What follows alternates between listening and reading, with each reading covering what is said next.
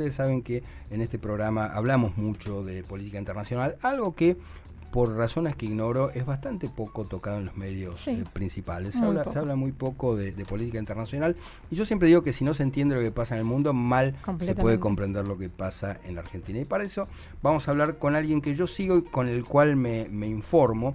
Lo sigo a través de las redes, porque además es un periodista completamente independiente, que no depende de ninguna empresa, que no depende de ningún medio, y que solamente, digamos, se debe a quienes lo siguen en las distintas redes sociales, que es Nacho Montes de Oca, a quien tenemos en línea. Nacho, ¿cómo estás?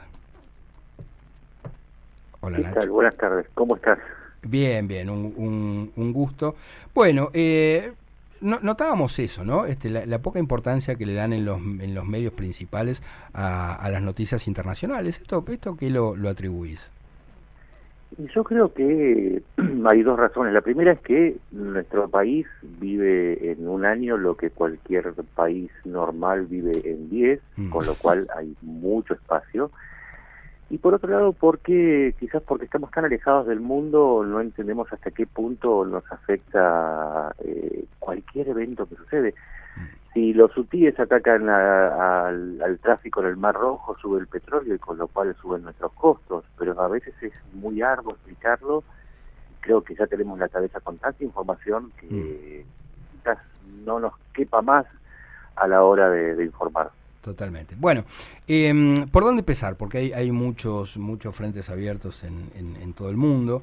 Viste que además van pasando de moda los temas y cuestiones que están sucediendo hoy. Ya no se habla, por ejemplo, de la guerra que emprendió Rusia contra Ucrania. ¿En qué punto estamos, Nacho, con esto?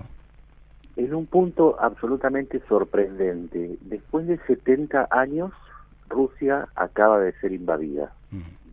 Y con esto te estoy advirtiendo que estamos en un momento muy especial en el que, después de 2 años y medio de la invasión, de la segunda invasión rusa a Ucrania, porque la primera fue en 2014 cuando tomó Crimea, después de 2 años y medio, cuando todo el mundo decía Ucrania está a punto de rendirse, Ucrania está terminada, lanzaron un ataque en la región de Kursk, y avanzaron ya 15 kilómetros dentro del territorio ruso. Repito, desde 1945 que Rusia no tenía un país extranjero ocupando su territorio. Y en este momento lo que está sucediendo es que Rusia parece no poder reaccionar y los ucranianos siguen avanzando. Si bien en otras partes del frente Rusia también avanza, esto viene a producir un cambio fundamental, porque el territorio que acaba de tomar Ucrania en 48 horas equivale más o menos a lo que Rusia tomó en 2 o 3 meses de campaña. Esto para darse una idea de cómo están cambiando las cosas en el frente ucraniano y qué tan dinámico es. Mientras nosotros estamos ocupados en otras cosas, en el mundo están pasando este tipo de eventos. No, pero te digo que es impresionante lo que estás contando, porque muy poca gente sabe esto. Muy poca gente sabe que de alguna forma se invirtieron los papeles y ahora es Ucrania quien está penetrando en territorio ruso. Y no solamente eso, te voy a tirar otro dato para que te des una idea de las dimensiones. Hoy Argentina, está recién revisando los datos, tiene 276 tanques. ¿Sí? En total, Argentina tiene esa cantidad. Sí. En estos meses, que hablamos de los 3 meses rusos, para avanzar esos 3 meses, perdió 473 tanques. Claro. O sea, casi el doble de lo que tiene Argentina. Argentina tiene una cantidad normal para un país medio. Pero Rusia gastó casi el doble para avanzar. Otra escala, directamente otra escala. Impresionante. ¿Y cuál se espera que pueda ser el desenlace de esta guerra? Porque la verdad que ya va mucho tiempo. ¿Vos te acordás que al principio se decía que iban a entrar esa columna que venía avanzando y eso iba a ser aplastante? Y ya van más de 2 años, ¿verdad? Y ahí estamos. Sí.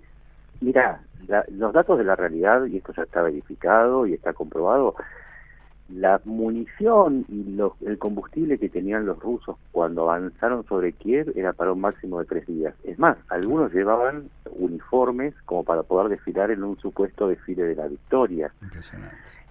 Esto era 3 días y ya llevamos 2 años y medio. Impresionante. ¿Qué significa esto? Que Ucrania sigue resistiendo con ayuda de Occidente, que llega con cuentagotas de a poco, pero sigue llegando. Y Rusia sigue gastando tanques. O una cifra más. A ver, por ahí las cifras parecen como muy frías, pero a veces sirven para graficar.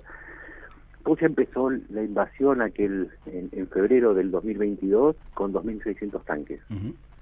Ya va perdiendo 3.200, es decir, perdió toda la fuerza inicial con la que atacó a Ucrania y mientras tanto sigue insistiendo, gastando cantidades inmensas de tropas. Se estima que entre muertos, heridos y dejados fuera de combate ha perdido casi 500.000 de soldados. Tremendo. Sigue intentando. ¿Cómo va a terminar esto? La verdad es que nadie lo sabe, pero es un juego de desgaste en donde los dos países están tratando no de ganarle al otro, sino que el otro se rinda por cansancio. Y ahora Ucrania, cuando todos vendían las acciones de Ucrania, de pronto hace este ataque y demuestra que nadie se ha perdido hasta que está terminado el juego. Nacho, buenas tardes. Te habla Ida Pipo, ¿cómo estás? ¿Qué tal, Aida? ¿Cómo estás? Bien, muy bien. Un poco siguiendo este tema que nos planteas tan interesante, sabemos que Trump tiene altas posibilidades de ganar la presidencia de Estados Unidos. ¿Pensás que la suerte de Ucrania puede cambiar si Trump asume el poder?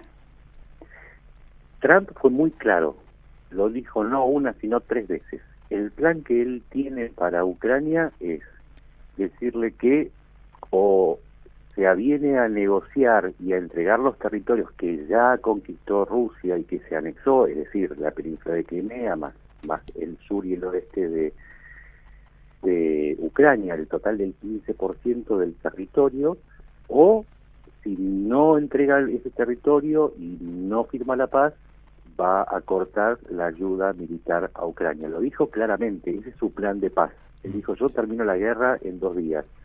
Lo que sucede es que Trump no contempla que él no es el único actor en este juego. Europa, preparándose ante esa eventualidad, dijo, nosotros vamos a seguir apoyando a Ucrania, y lo mismo dijeron otros países como Corea del Sur, como Japón o Taiwán, que uno dice, alcanza, no sé si alcanza, pero el plan de Trump no tiene posibilidades porque no contempla la importancia que tiene para los europeos, que para ellos es una cuestión de supervivencia. Claro. Ellos dicen, ahora le toca a Ucrania, después nos va a tocar a nosotros. ¿Por dónde va a seguir Rusia? Sí, Polonia ahí temblando. Polonia, también, ¿no? Claro, o por los países escandinavos. Entonces, el triunfo de Trump, si bien es posible, no va a cambiar sustancialmente la guerra, sino que la va a hacer quizás más larga. Pero bueno, todavía falta muchísimo porque las cifras de las elecciones en Estados Unidos han cambiado y ahora Trump ya no lidera las encuestas. Bueno, una novedad. Desconocía que Kamala Harris está superándolo. Hay una página en Estados Unidos que hace una ponderación de todas las encuestas que se van publicando. Ajá. Entonces publica ese promedio, y en ese promedio hoy a esta hora Kamala Harris está 1.7% por encima de Trump. Así que las cosas van cambiando. El mundo cambia tan rápido que quizás no nos damos cuenta, ¿no? Hoy nos levantamos y cambia el mundo. Claro. Total. Bueno, está peleado por lo menos. Y lo que uno puede ver es que los grandes jugadores, Rusia, Estados Unidos, son quienes mueven las fichas. Y por supuesto las consecuencias se perciben en el resto del mundo. Hoy Venezuela es una ficha dentro de ese ajedrez. ¿Cómo estás viendo el panorama en Venezuela y qué se espera que suceda? A ver, el panorama es claro, en varios sentidos. La legitimidad del triunfo es atribuida en este momento al Mundo González, que es el candidato de la oposición, apoyado por Corina Machado, que es la líder de la oposición. Sí. Presentaron todas las actas disponibles, que ocupan el 81.4% del total de las actas que existen. Y en esas actas se da un total del 71% a favor del Mundo González, aunque todavía falta un poquito más. Es irreversible, ya no hay forma de decir que ganó Maduro. ¿Qué está haciendo Maduro mientras tanto? Está reprimiendo y está secuestrando. La cifra hasta hoy es monstruosa. Hay 26 asesinados por la represión y hay cerca de 1.000 desaparecidos. Estos documentados, no es el total, es lo que se pudo documentar con nombre y apellido y circunstancias. Ahora, ¿cómo se sale de esta encerrona? Porque muchos dicen, bueno, es un régimen que ya está acabado, que está debilitado, qué sé yo. Bueno, pero uno puede decir que Cuba también está acabada y debilitada hace muchísimo tiempo. Muchos decían que después de la caída del muro, Cuba iba a ser insostenible. Y ahí está, quiero decir, se cae a pedazos, es insostenible, a pesar de lo cual ahí va. ¿Qué va a pasar en Venezuela? Digamos, ¿cuál es la perspectiva y cómo se puede salir de esta encerrona? A ver, primero descartemos una intervención militar. Desde el año 1973 hay una ley en Estados Unidos que dice que el presidente de Estados Unidos no puede ni declarar la guerra ni hacer una incursión militar en otro país, interferir en otro país sin permiso del Congreso. Y el Congreso está dividido entre trampistas y demócratas, y los trampistas no quieren meterse en más líos, así que olvidemos que Estados Unidos va a intervenir. La comunidad internacional, para que la comunidad internacional intervenga formando una coalición como la que lideró a Kuwait cuando fue invadida por Irak y de la cual nosotros, Argentina, participó, hace falta un mandato de Naciones Unidas, inclusive para mandar cascos azules. Y para ese mandato hace falta que el Consejo de Seguridad de la ONU lo apruebe. Dentro del Consejo de Seguridad están China y Rusia, que son aliados de Maduro, por lo cual nunca van a aprobar una intervención militar. Y después quedaría la posibilidad de aplicar el TIAR, el Tratado Interamericano de Asistencia Recíproca, que Argentina quiso aplicar en la época de Malvinas.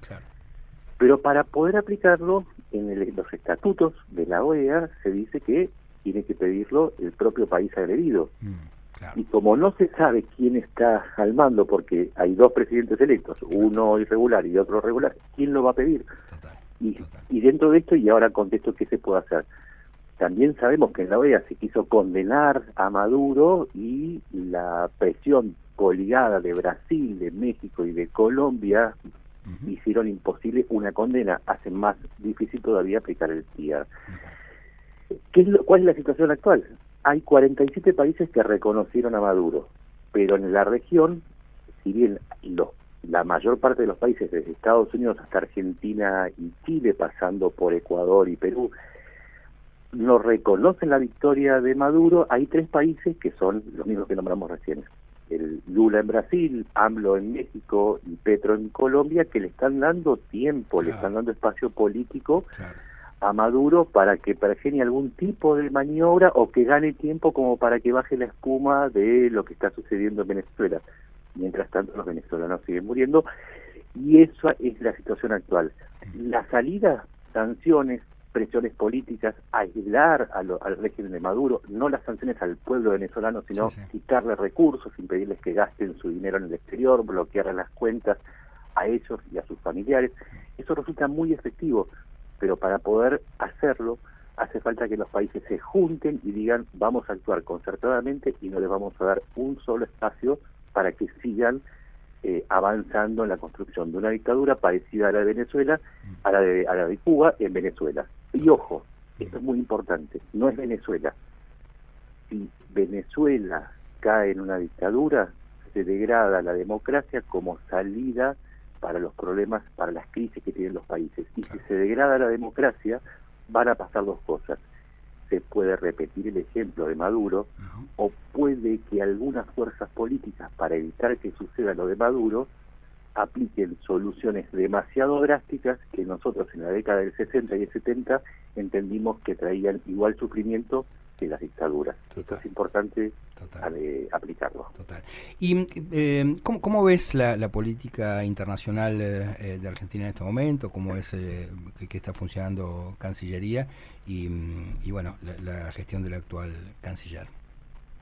A ver, tenemos que diferenciar 2 cuestiones. Una cosa es la posición institucional de Argentina.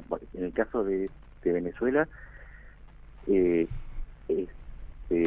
está pidiendo que se abran las actas, la misma posición que están teniendo los países más moderados, que se abran las actas, que ponen en duda el resultado en Venezuela, pero después están las posiciones particulares tanto de Milei como de Mondino. Milei apoya claramente una acción contra Venezuela, pero no se traduce en lo que hace la Cancillería.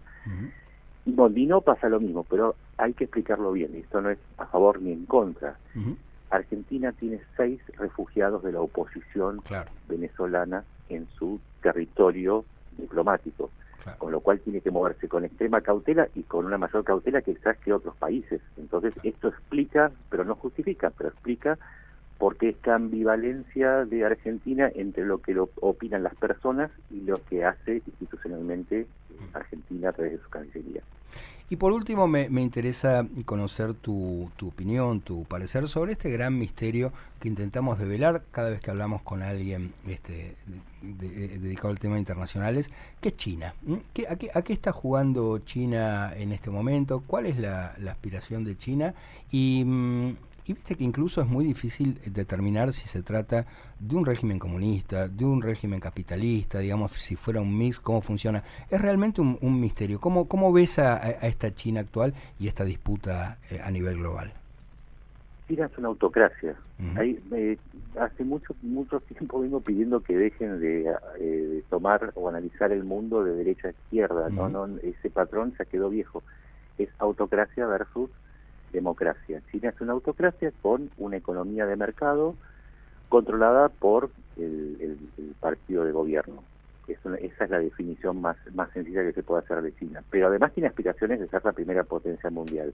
Y en ese camino actúa casi como un sugar daddy de los países. Está invirtiendo, entregando inversiones, entregando dinero sin preguntar cómo se gasta. Eso es importante porque nosotros lo sabemos.